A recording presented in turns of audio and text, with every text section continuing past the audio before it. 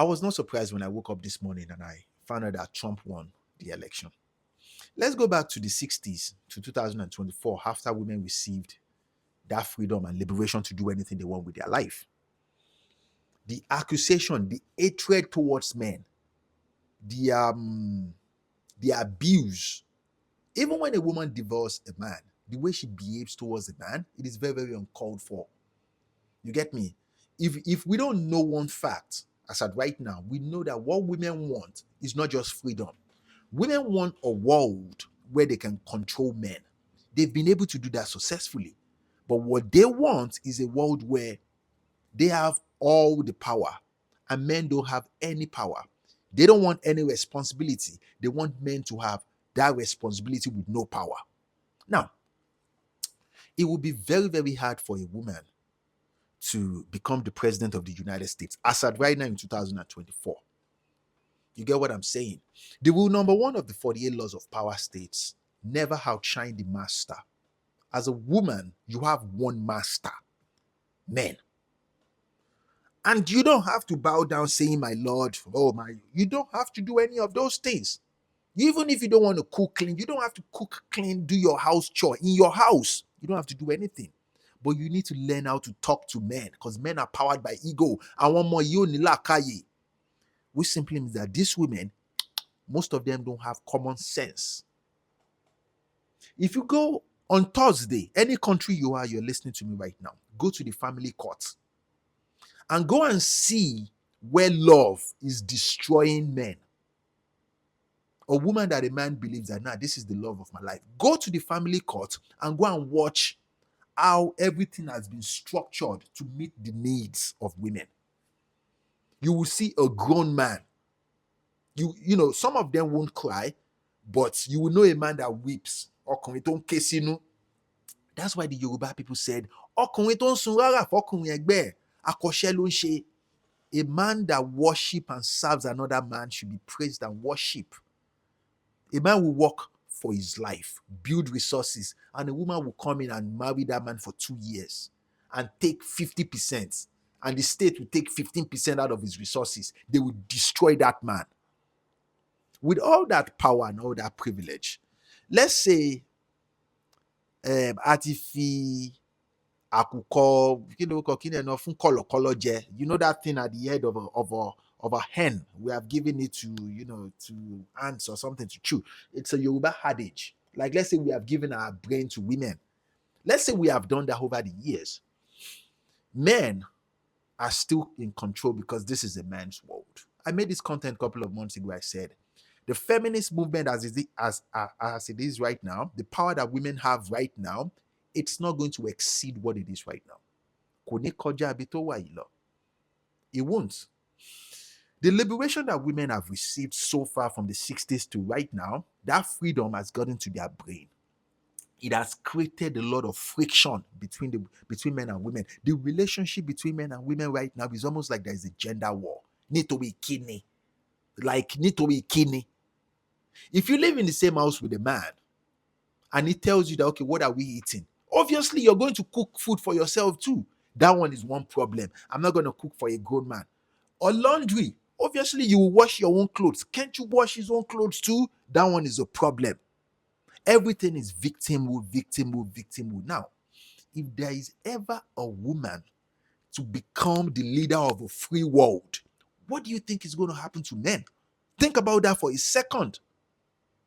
Eh? The Yoruba people have a saying, èèyàn téèyàn bá máa gbé lọ sọ́jà lọ tà, èèyàn máa ń bọyó ni, which simply means that whoever you want to take to the market to sell, you have to please them and satisfy them. If she genuinely wants to become the next president of a free world country, she would have served the interest of men.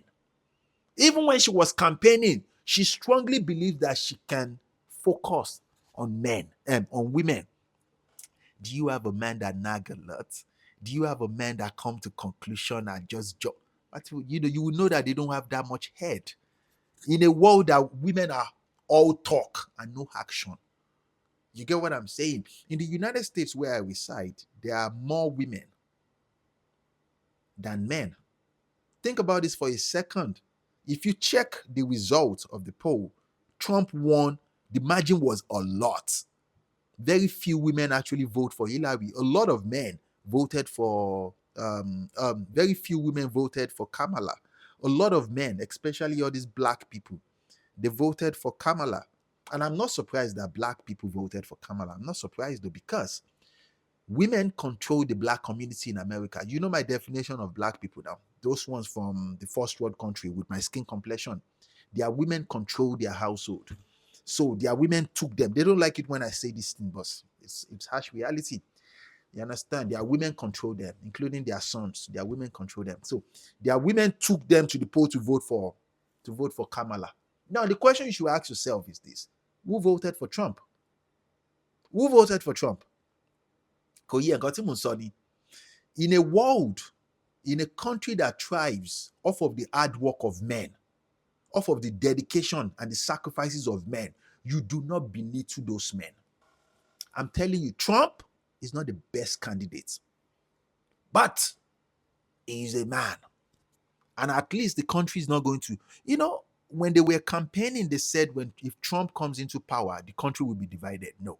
If Hillary comes into power, the relationship between men and women will be divided. A lot of men send me messages. They will say, when we approach women in a safe space like grocery stores, restaurants, bar, nightclub, coffee shop, airports, they said women don't want to talk to them. Women have adopted a victim mindset. They strongly believe that they don't feel safe in a world of man, in a world that was created by men. If tomorrow morning, I say this all the time, if tomorrow morning we decide that we want to put you in a cage, it shall be so. But we don't, we're not going to take it to that level because we are not satisfied. It's not something to be, it's not something we are happy with. We want you to be happy. But so far, men have done everything that women want, that we believe will make women happy. Women have all the powers that men have, and they have more. But the power that we notice that they want is they want all, not the responsibility, they want all the props of being a man. They don't want man to have anything, but they want men to have all the responsibility. Because if you're a woman, you're listening right now, if you don't learn anything from what just happened, if you want to accomplish something 20 years, 30 years into the future, you start right now. You get my point? You don't belittle people that control whatever entity. If to my database engineer, as they go. It's like you disrespecting the entity and focusing on sublet, or you disrespecting entities and focusing on just table. What about the entity? The table itself is an entity. Or just you focusing on attributes. Yes, that's the right word. It's like you disrespecting an entity and focusing on attributes. I understand they complement one another. To my data science engineer, now, they complement one another. But society, right now in all this first world country, is almost like women can never do wrong. Every mistake in the world belongs to men. Oga, let them make the country a better place. You get my point? Like I've been watching a lot of content all day. You see women crying that if Trump becomes the president, they will not be able to do abortion. Can you imagine? Abortion. What I said is, you see women come online to cry that they won't be able to do abortion.